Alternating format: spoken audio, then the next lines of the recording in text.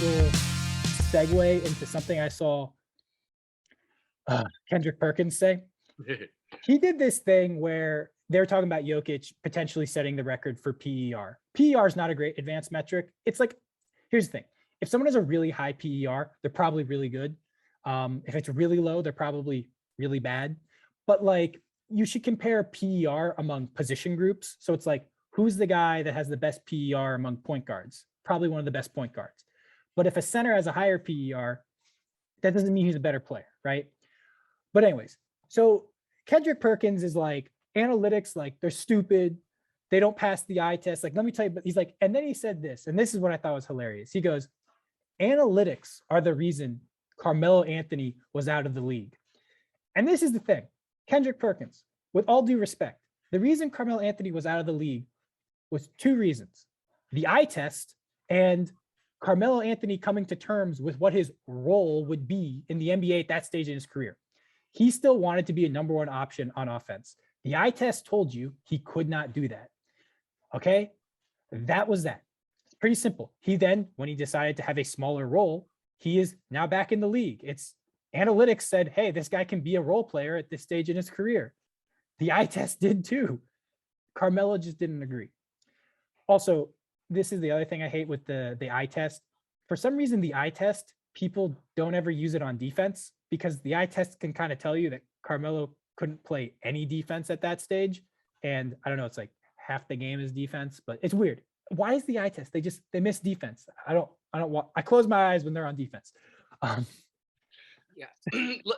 Let me say one thing in regards to metrics versus the eye test. I mean, I definitely think that like what's the word I'm looking for? Like a hybrid analysis is best, right? Like you need to watch the games and you need to know the numbers. But with these eye test people, what kind of annoys me about it is the arrogance. It's like my judgment is infallible. If I just watch the games, I know for sure what happened in the games. Like, how many times have you watched a game and you thought somebody was playing really well, and then you go look at just the basic box score, and you're like, oh, he's missed about 5 more shots than I thought. You know, like if you can honestly tell me that every time you watch a game, you know exactly what happened, then I guess you don't need metrics. But to my mind, it's helpful to have both. I said it a million times, but it's like science and philosophy coexist, right? Like it's. Well, I'll say this is like when you brought that up, I actually wanted to say this on that last podcast, is that when you brought that up, I was thinking it's like people think of them as being two different things, and they are today: science, philosophy, mathematics. But when philosophy was like, I guess, as a concept where we historically view philosophy, it means love of knowledge, basically, right? The best philosophers of all time were great mathematicians and essentially scientists. Like metaphysics is legitimately people trying to explain how the world works on a mechanical and physical sense.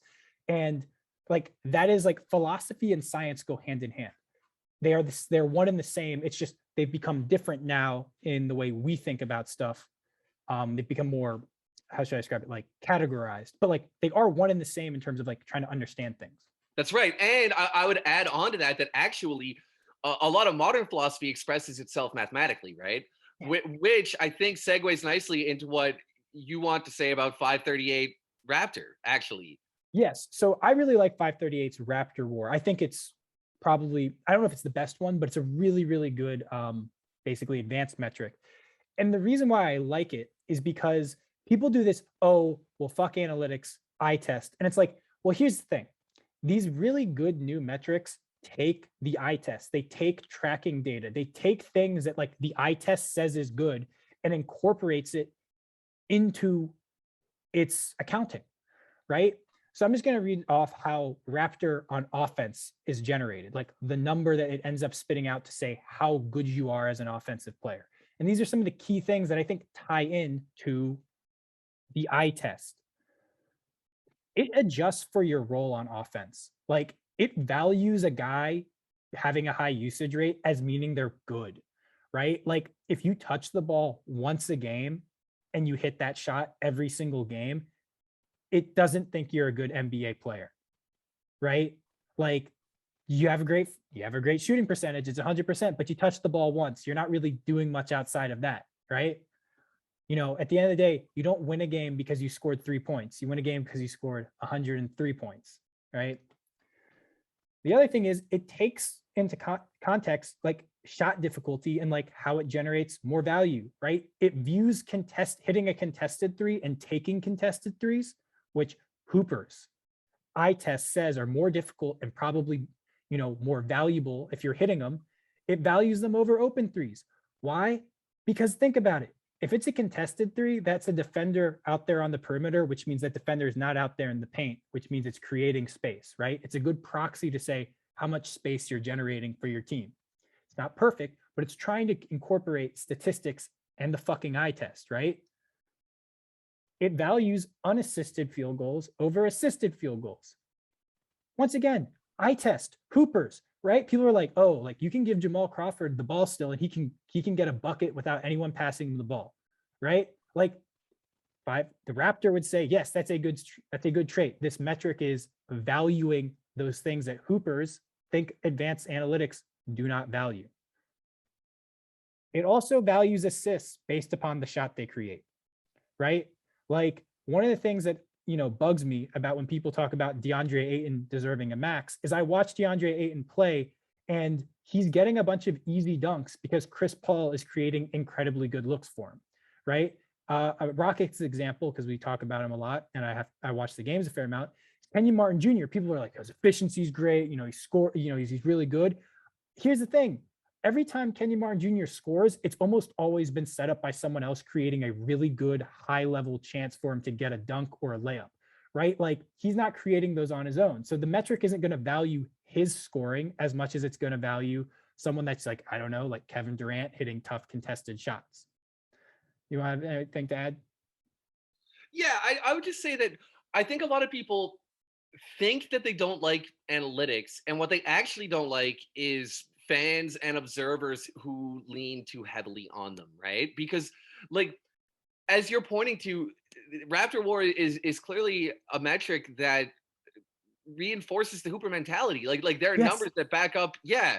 So it's like maybe you just don't understand it. And I don't even claim to have, a wholly sophisticated understanding of metrics. But what I do know is that measuring what happens on the floor is advantageous towards understanding what happens on the floor. Like it's not complicated. I think that people think they have a problem with analytics themselves. They actually have a problem with dorks who bone up on this stuff, constantly, but don't actually watch basketball. Which hell, I don't even have a problem with that if you just prefer to read numbers. Like I can't imagine that because I love watching basketball, but to each their own.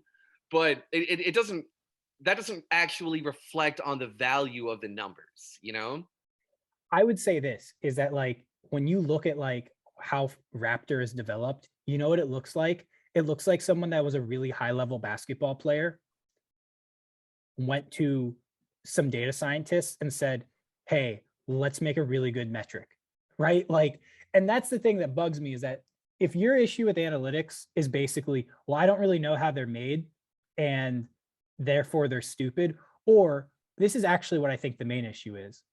People have opinions about certain players and the analytics say something else, and then they think the analytics are stupid because they think their opinion is correct.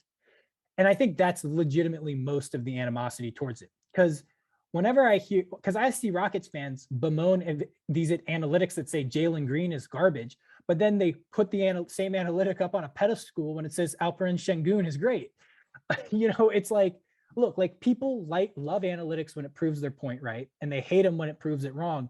And here's the thing: is the analytics is probably a bit better than your opinion. And at the end of the day, if it doesn't mesh with it, you should ask yourself, why is it not meshing? Am I missing something, or is this missing something? But saying it's stupid and wrong is not really a mature way to deal with things.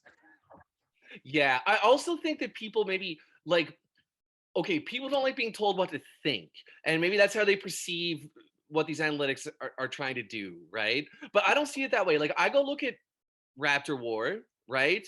And if I think that there are inaccuracies, I allow myself to that opinion. Like if I think that a guy's rated 56th when he's actually much better than the guys that are rated 55, 4, 3, 2, 1, then I tell myself, well, it's possible that there's an aberration in the stats, or that it'll normalize as the season goes on, or like it's not a Bible, you know? It's Yeah. not. Yeah, you can't take it like, well, this metric is saying that fucking, Isaiah Thomas sucks, and I don't think that. Although I don't think he's an effective NBA player. I'm struggling to. Which Isaiah Thomas? Which one? Either. But more broadly, I guess my point is anyone named Isaiah Thomas. Anyone named Isaiah basketball. Thomas. Okay. Yeah, my point is more so that, like, if you see something that you think is wrong, you're entitled to take it with a grain of salt, but don't throw the whole metric out just because there's a flaw in your mind, you know? Yeah.